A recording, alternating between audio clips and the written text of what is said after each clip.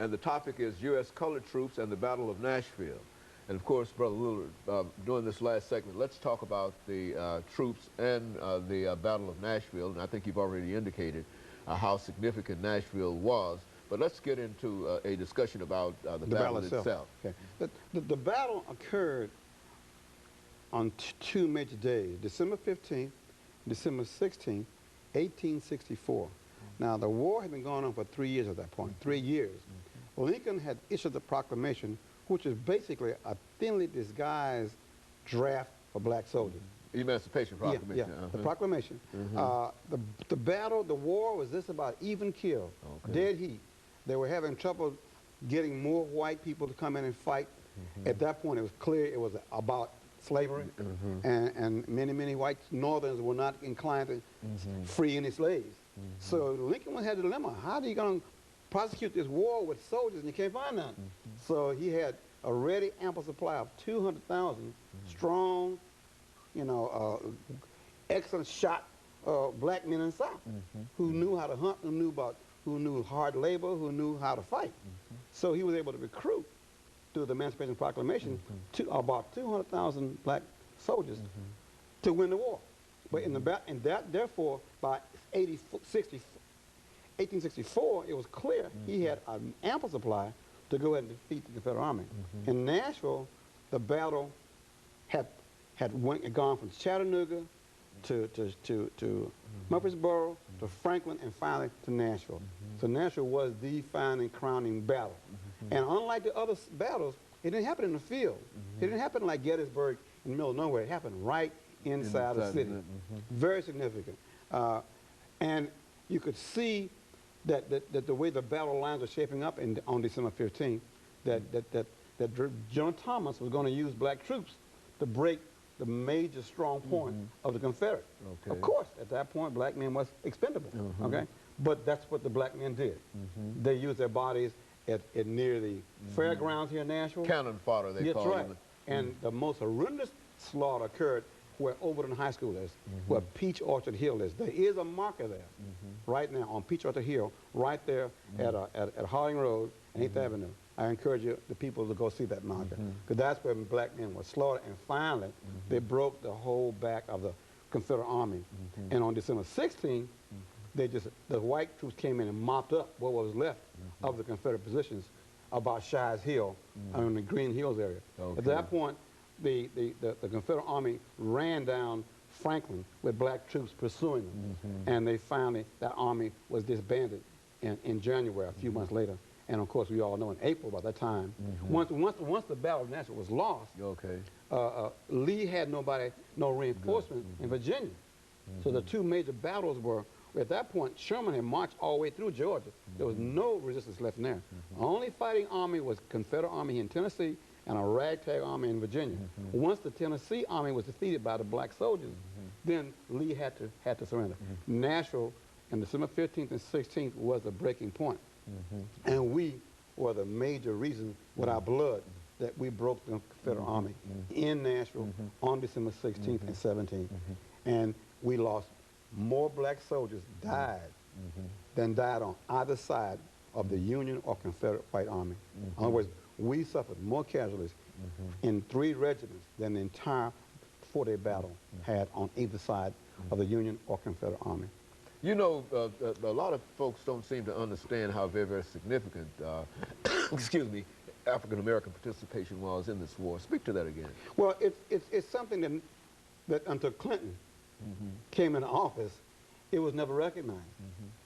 When Lincoln was killed and they had a celebration of the victory of the Union Army in Washington, D.C., they did not invite a single regiment to parade down Pennsylvania Avenue.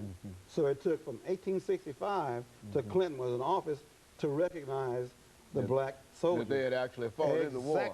Exactly. They were a non-entity, Brother Hannah. They didn't exist. There were no medals. There were no movies. There were no statues. There was nothing in the history books about the 200,000 black men who wore the Union Army uniform and played major roles in several battles. And unlike the movie Glory, again now, the story of Nashville is that we were victorious. In the movie Glory, they did not defeat the army out there in South Carolina. But here in Nashville, it's a beautiful, it deserves a movie. It deserves a documentary. Ken Burns ought to come back and do a story. Something on That's right. Because that way our children and white children and anybody can see there's a major part missing in the Civil War story, especially when it comes to Nashville, because this was a place that they had the hardest fighting black regiments. And the 13th Regiment played a major role. And believe it or not, there's a whole new set of young men that are reenactors of that 13th Regiment, USCT regiment right here in Nashville. And one of them was the model for the statue. His name is Bill Ratcliffe. He was the actual model for the statue. And that's already out there. Yeah, he is a reenactor with the 13th USCT Regiment. And we're so proud of what he's done in terms of recruiting people to to become reenactors. Because that way you can go to schools, you can go to churches, you can go to programs, you can see these men dressed in the old Civil War. They talk about the muskets, talk about what they ate, and how they endured hardships, but they still fought and won. So we have spent also every year on December 15th paying tribute to the men who fought in the battle. We've never missed a year since '79.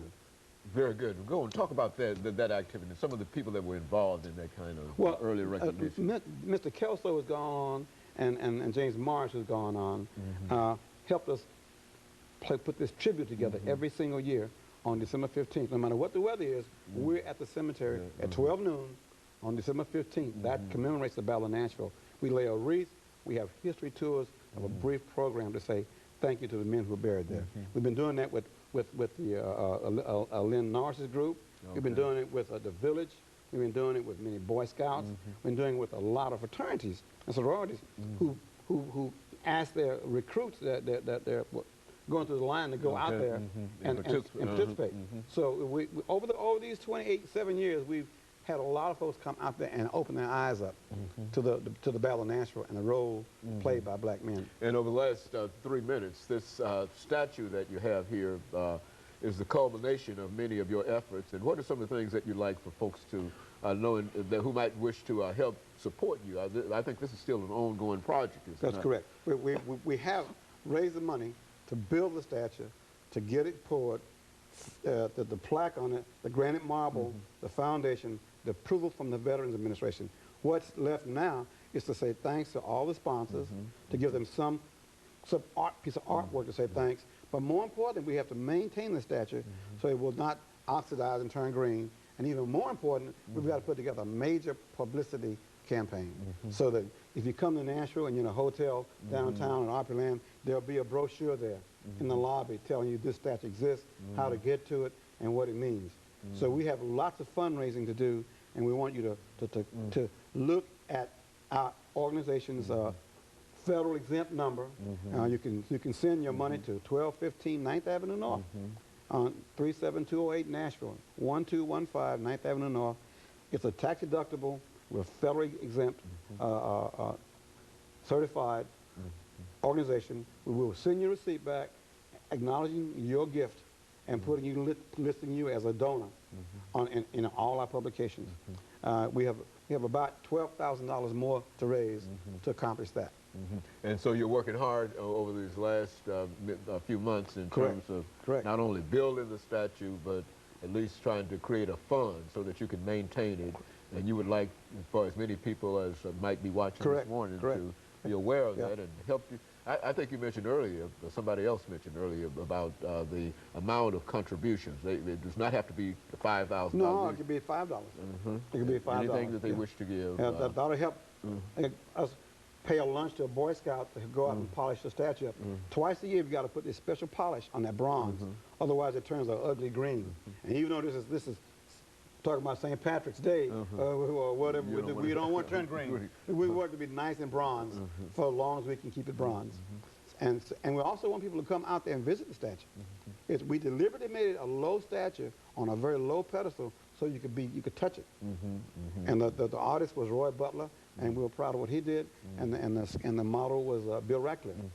But we have lots of folks like Ms. Ursery, Lynn Norris, people who helped me over the years pull this off. Very I want to good. say thanks to them. Very good. And of course, Brother Lillard, thanks to you for your effort in reference to this, because I know personally that you've been involved in not only this, but African Street Festival and a large number of other things.